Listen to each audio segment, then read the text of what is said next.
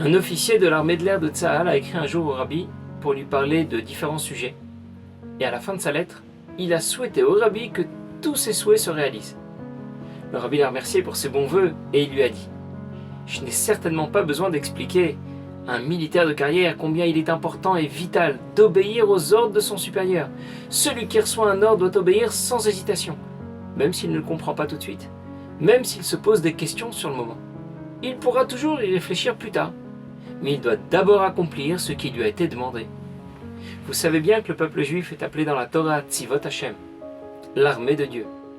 Et le rabbi a écrit à la fin de sa lettre « Mon véritable souhait, c'est que chacun de nous s'engage d'abord à se soumettre à Dieu, exécuter ses commandements. » Une autre fois, un professionnel de l'éducation a demandé au rabbi pourquoi le nom de l'organisation qu'il a choisi pour les enfants s'appelle Tzivot Hashem, l'armée de Dieu.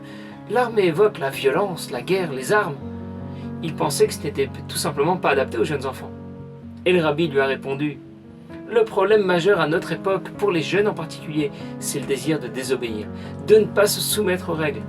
L'armée est une organisation où la discipline et l'obéissance sont essentielles.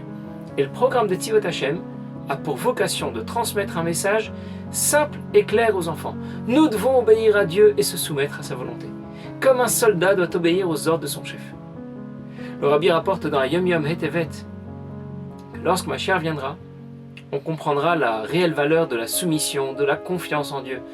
Notre intelligence et notre compréhension sont limitées. Par contre, notre soumission n'a pas de limite. Et cette soumission nous amènera ensuite plus de conviction, plus de émouna. Le peuple juif est sorti d'Égypte. Vayeru ha'am et Hashem. Ils se sont d'abord engagés à obéir. Vayaminu b'Hashem uv Moshe avdo. C'est ensuite qu'ils étaient convaincus. Le jour de Rosh Hashanah est un jour très particulier. C'est le jour de la création de l'homme. C'est un jour de jugement. Le jour où nous sonnons du chauffard.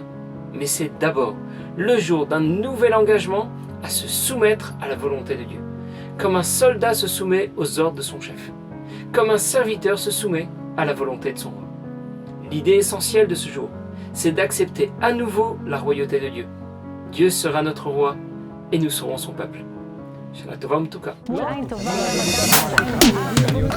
of Wisdom. Some brief and life-changing moments. Join us. Subscribe to Moment of Wisdom channels on YouTube, Telegram, Facebook, Instagram, and WhatsApp.